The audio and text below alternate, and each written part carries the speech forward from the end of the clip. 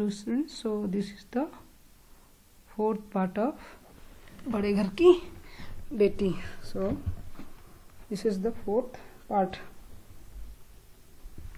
fourth and last one.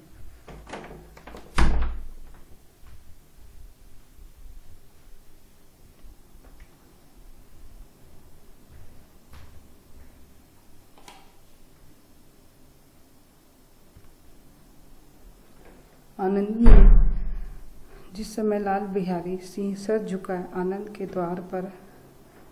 द्वार पर खड़ा था, उसी समय श्रीकंठ की आंखें लाल किए बाहर से आए.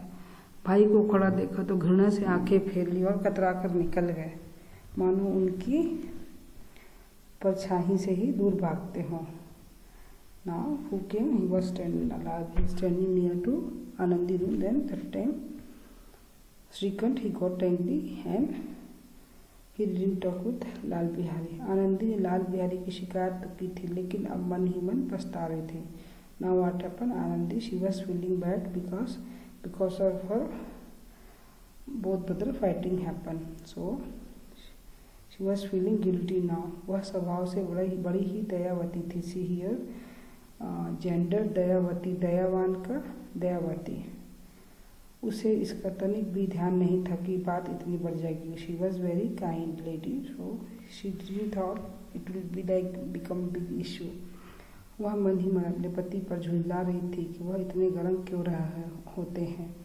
Now she got angry with her husband. Why he is getting angry for this thing?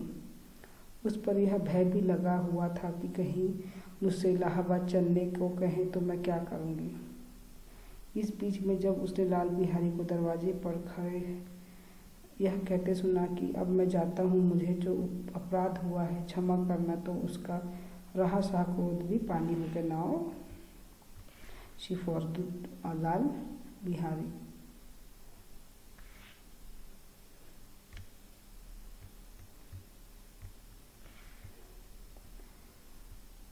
वह रोने लगी और मन का मैल धोने के लिए नयन जल से उपयुक्त कोई वस्तु नहीं. Now she was crying. Why she complain about Lal Bihari? Both brother are fighting and she was feeling guilty. Shrikanth को देखकर आनंदी ने कहा, लाला बाहर खड़े बहुत रो रहे हैं. He told to Shrikanth. Now Lal Bihari Shrikanth, this Lala mean Lal Bihari is crying. Shrikanth, तो मैं क्या करूँ? Shrikanth, what I will do? Anandi, भीतर बुला लो, मेरी जीभ भी आग लगे. मैंने कहाँ से यह झगड़ा उठाया? Anandi, call me, my mouth will burn. Why I started this fighting?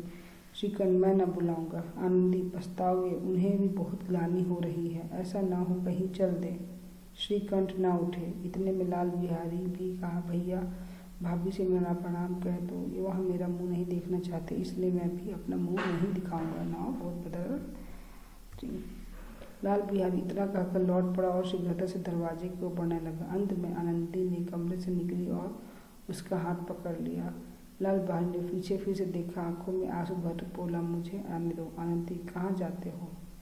Lal Bihari, कोई मेरा मुंह न देखे. आनंदी, मैं जाने न दूंगी. लाल बिहारी, मैं तुम लोगों के साथ रहने के योग्य नहीं हूँ. Now she was stopping. Lal Bihari, don't go now. was telling I am not deserve you like you people. Anandi, तुम्हें मेरी सौगंध, अब एक पग भी ना आगे बढ़ाना. लाल बिहारी, जब तक मुझे यह मालूम हो जाए कि भैया का मन मेरी तरफ से साफ हो गया, तब मैं इस घर में कदापि ना रखूँगा. तो क्या लगी, मैं brother should forgive then only I will come in that house. Anandi, मैं ईश्वर को साक्षी देकर कहती हूँ कि तुम्हारी ओर से मेरे मन में तनिक भी मैल नहीं. Then she told, no I am not angry with you now.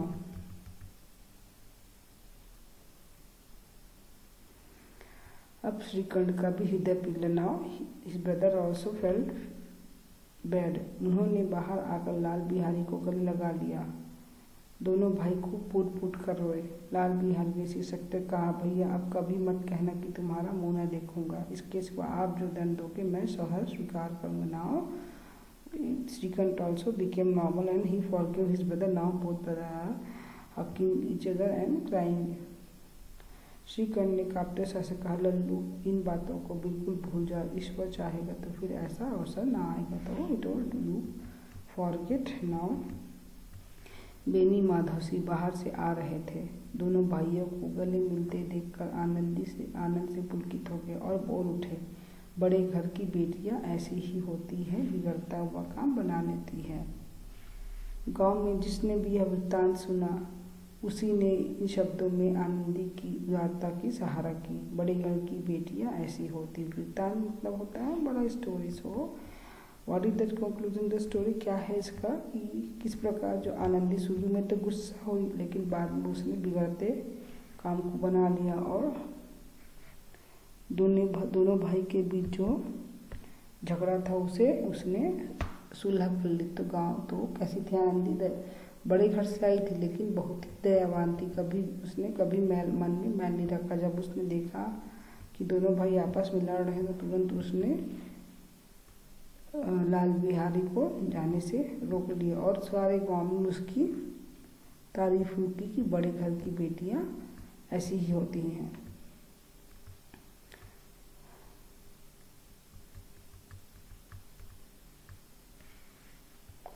So some question I will revise. Thakur साहब के कितने बेटे थे? तो बेनी माधव सिंह अपनी आधी से ज़्यादा संपत्ति किसे भेंट कर चुके थे?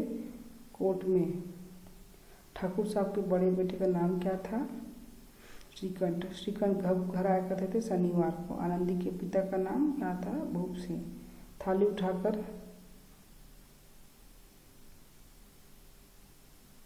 किसने फेंका? किसने पलट दी? लाल बिहारी। गौरीपुर गांव के जमींदार कौन थे? भूप सिंह। किसकी आंखें लाल हो गई? श्रीकंठ की। बिगड़ता हुआ काम कौन बना लेती हैं? बड़ी घर की बेटियां। बड़े घर की बेटी कहानी के लेखक कौन है? मुंशी प्रेमचंद।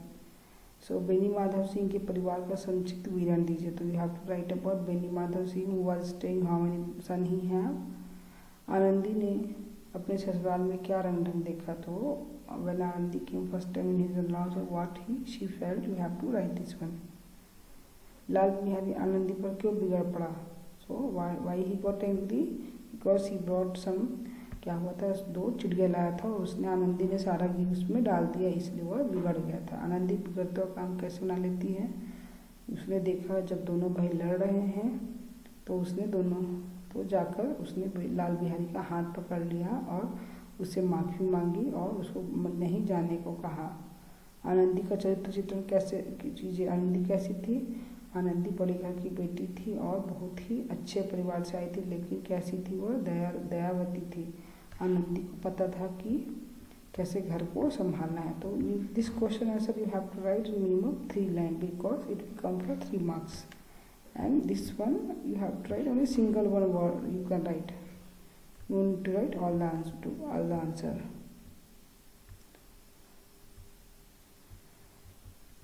किसने किससे कहा? तो this one I will try to give you notes. We'll see in PDF. So you wait for some time. So then you can understand this thing.